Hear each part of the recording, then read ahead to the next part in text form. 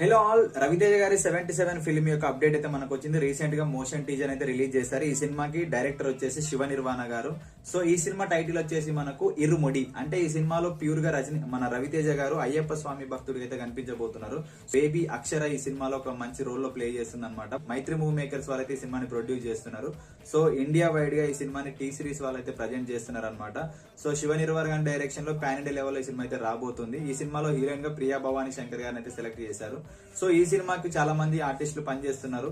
So ఇంకా ఈ cinema గురించి మనకు అఫీషియల్ గా ఎలాంటి ఇన్ఫర్మేషన్ అయితే లేదు. సో ప్రజెంట్ అయితే మనకు రవితేజ గారి బర్త్డే సందర్భంగా జనవరి 26 మనకైతే మోషన్ పోస్టర్ ని స్మాల్ గ్లిమ్స్ తో పాటు రిలీజ్ చేశారు.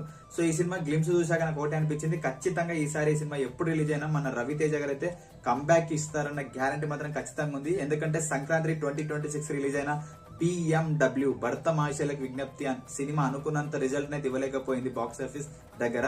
సో ఖచ్చితంగా ఈ సంవత్సరమే 2026 లోనే ఈ సినిమా కూడా రిలీజ్ అయ్యేటట్లుంది. సో ఖచ్చితంగా ఈసారి బాక్స్ ఆఫీస్ దగ్గర రవి అన్న ఫ్యాన్స్ మాత్రం మంచి ఒక డివోషనల్ తోటి, ఒక దైవ భక్తి తోటి, ఒక మంచి ఫ్యామిలీ ఆడియన్స్ ని మెప్పించేటట్లు ఖచ్చితంగా సినిమా ఉంటుందని అనుకుంటున్నాం. ఎందుకంటే ఈ సినిమాను చూస్తుంటే మనకు మలయాళంలో ఆల్రెడీ ఒక సినిమా వచ్చింది, ఆ సినిమాకు రీమేక్ అని కూడా అంటున్నారు. అది ఎంతవరకు నిజమో తెలియదు మనకి, ఎందుకంటే అఫీషియల్ గా మేకర్స్ అనౌన్స్ చేసే వరకు మనం ఏం డెసిషన్ తీసుకోలేము అనమాట. సో టైటిల్ మాత్రం ఇరుముడి చాలా డివోషనల్ గా ఉంది. రవి అన్న మీ కంబ్యాక్ కోసం చాలా వెయిట్ చేస్తున్నాం. So thank you.